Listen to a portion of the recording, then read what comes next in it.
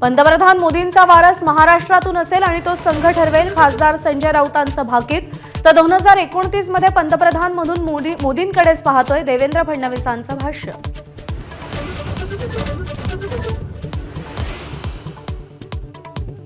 राज ठाकरेंच्या महत्त्वाच्या मुद्द्यांचा विचार करू, पाठिंब्याच्या वक्तव्यावर फडणवीसांचं उत्तर. तर राज ठाकरेंनी मुख्यमंत्री फडणवीसांना चांगल्या कामाची यादी द्यावी, राऊतांचा खोचक टोला.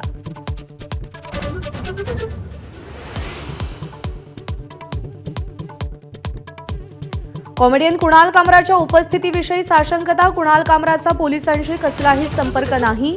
कामरा आज दिवसभरात हजर झाला नाही तर तिसरं समन्स जारी करण्याची शक्यता.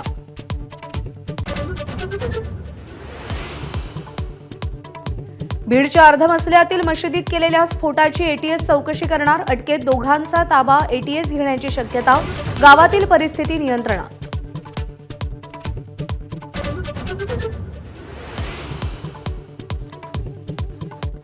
नोटबंदीच्या 8 वर्षांनंतरही डीसीसी बँकांकडे 101 कोटींच्या जुन्या नोटा पडून नोटा बदलून देण्यास रिझर्व्ह बँकेचा नकार.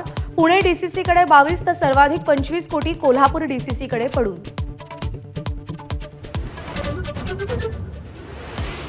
₹4.5 कोटींची पाणीपट्टी थकल्यानं केडीएमसीकडून कल्याण रेल्वे स्टेशनचा पाणीपुरवठा तब्बल 22 तास खंडित. रेल्वेनं थकबाकी भरण्याची तयारी दाखवल्यानंतर पाणीपुरवठा पूर्ववत.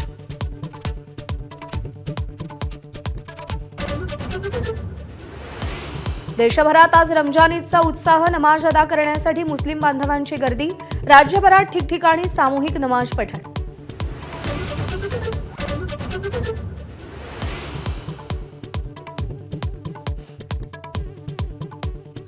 श्री स्वामी समर्थांच्या प्रकट दिन सोहळ्यानिमित्त अक्कलकोट भक्तांनी गजबजलं. स्वामी समर्थांच्या दर्शनासाठी महाराष्ट्रासह कर्नाटक, आंध्र आणि तेलंगणातून भाविकांची गर्दी.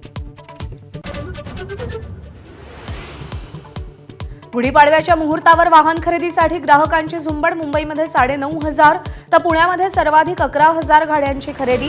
नाशिक आणि ठाण्यात प्रत्येकी 3,500 गाड्यांची नोंद.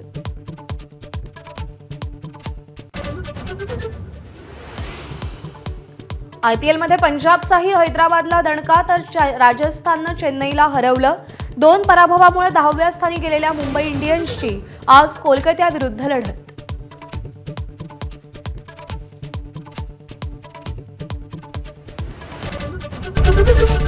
एबीपी माझा, उघडा डोळे बघा नीट.